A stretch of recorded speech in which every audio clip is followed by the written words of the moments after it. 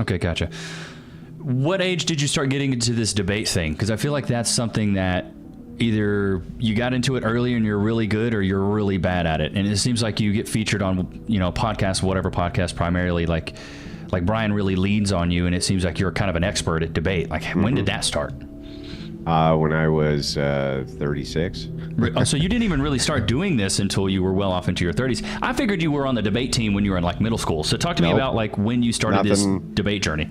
Well, I've always been very interested in politics. So political discussions for me, that's for me, you know how people sit down and watch sports, they'll watch like football and shit like that. That's what the primaries are for me, right? That's my football. It's so boring to me. Yeah, right, exactly, right. But that's how it is with me with football. Right? Okay, Somebody calls me up and they're like, "Hey man, you want to come watch a football game?" I'm like, "No, I would rather go pull my teeth out with fucking I don't give a shit about this, right? Yeah. I don't know any of the players. I don't know anything about it. And I don't care, right? It means nothing to me." Yeah. So kind of my sports was politics. Now, politics is interesting because it's really just interpersonal conflict, right? Yeah. That's what politics is in its frame, is interpersonal conflict.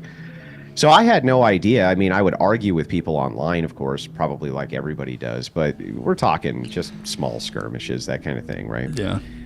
When the lockdowns happened, I got involved with a group that was on YouTube for a little while. That started as a Facebook group, and I just went on and started trashing the libs. And one of them said, "Why don't you come on camera? Do it." And so I was like, "Fine." So I did, right, and just wrecked all of them. Yeah, thrashed them. And then the next day they texted me and was like, "Well, there's a guy here who says you're an idiot," and blah, blah. And I said, "Oh yeah." Well, so then I went on and wrecked him too. And then the next day there was another one. The next day there was another one, and I was stuck at home, right? Didn't have a lot to do. Yeah. I was laid off from work, and like millions of people. Mm-hmm. So I was like, well, this is kind of fun. So I started going on and wrecking more and more and more of them. I had no intention whatsoever ever of getting into podcasting. I had no intention whatsoever of ever getting into entertainment at all. That was never part of my life's plan, not even a little bit. So when it just sort of happened. Sorry, when did you start your channel, YouTube? About three years ago. Okay, and is that when this whole wrecking libs on Facebook started? That was about 3.5, I think, about 3.5 years ago. Okay. So, and then that channel dissolved. It became a really successful debate channel, but the people who owned the channel, there was some drama and conflict which came up. I won't bore you with it, but the channel ended up being dissolved. Yeah. And after it was dissolved, I wanted to continue with debates, so I started a debate channel called the Crucible, where I would host live debates. Right. And that's why I'm a very skilled moderator. I've hosted hundreds upon hundreds of live debates. Well, what happened as a result of that was that I had a front row seat to every single major kind of personality doing debates day in, day out for years. Right. And so I've heard every argument you can imagine. I know kind of the philosophies inside and out. I know where people stand on things, where they don't stand on things. And I also am very articulate, have good social skills, and I'm able to utilize good rhetoric. So you can imagine for 2 years, all you ever did was listen to people debating every issue you can imagine under the sun. You start to recognize that there's only a few different types of logic trees that people can actually go down, and only a few different types of arguments people can make, because the entailments of those arguments will always lead to X, right? Mm-hmm. So once you start to understand that, then you dive in, you can temper it with philosophical understanding, and then structured argumentation, which would be like logic, essentially. You're talking about structured logic here.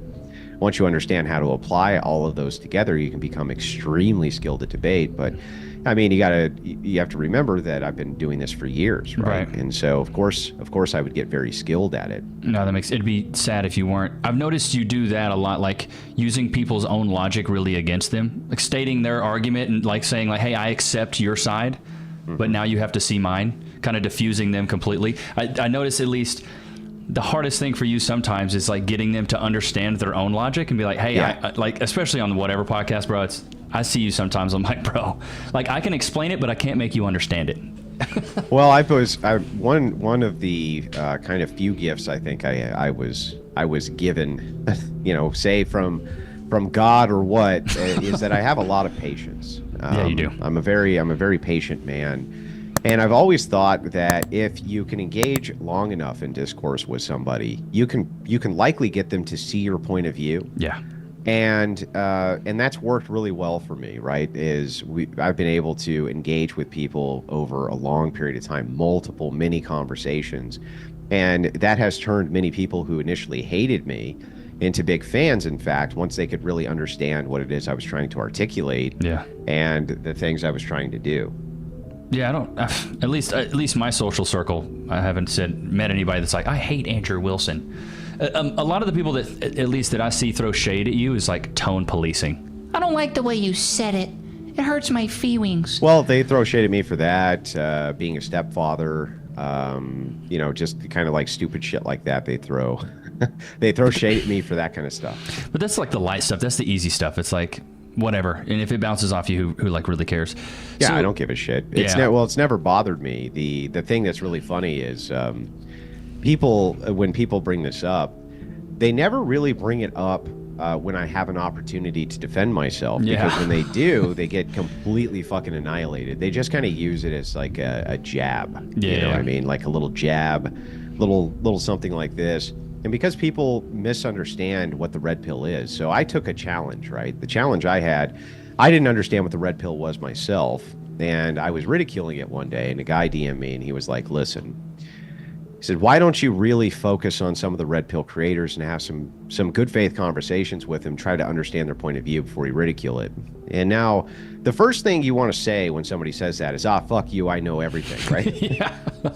But instead of doing that, I said, okay, you know what? That's a good idea. So I set up some various conversations with guys, Rollo Tomasi, other large kind of red pill creators. Another one, Alex PWF. He dealt a lot in those circles, and I would go on his channel and do debates and this type of thing. So I was able to really begin to understand the ideology, which is not an ideology at all. I liken it to just a data packet. The idea is just these are descriptors for what we think reality is, but we're not giving you any oughts for what you should do with these descriptors. We're just telling you what is true. Now, not everything that different red pill advocates say is true, of course, right? And data is going to fluctuate, this type of thing. But they really don't mean to try to give people oughts or what you should do. They're just trying to tell you what is true. And so, but because of that, there's sort of this side effect that people don't expect, which is this. If you tell people descriptors of truth, but you don't give them any oughts, right? Whatever they think they should do with that information, they ascribe to you as having told them to do that with it. Yeah, exactly. So for instance, if you say, women don't mind if men are promiscuous, okay, but men generally seem to mind if women are promiscuous. Facts.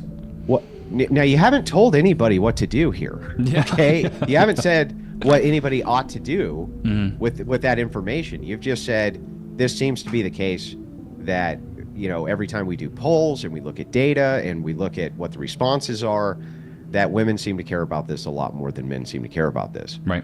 Now, a person takes that information and says, wait a second, so that means I can go out and fuck a bunch of chicks. That's exactly. And a bunch of chicks aren't going to worry about it.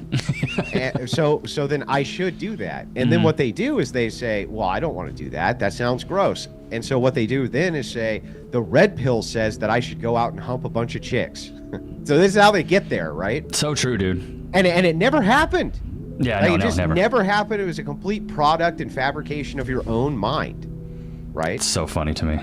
It's so complete true, though. fabrication of your own mind, but that's what happens. And so this also happens to me. It's ascribed to me often when I'll say things like, "Look, OnlyFans really bad for women to do." Not just from the religious perspective, but from just the kind of data that we have on how bad the results of the lives of many of these women are.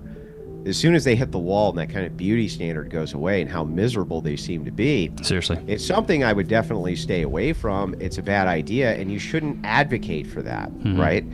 This becomes a standard of Andrew Wilson hates women.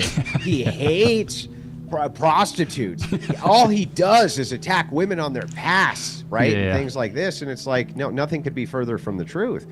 I want to see grace come to these women. I want to see reformation come to these women. I only attack women and men based on the standards they hold right now. So only what you're advocating right this second will I ever attack you on. Yeah. You having done something in the past and then reform from that, great. That's the whole point of the religion I'm advocating, right? Yeah. Great.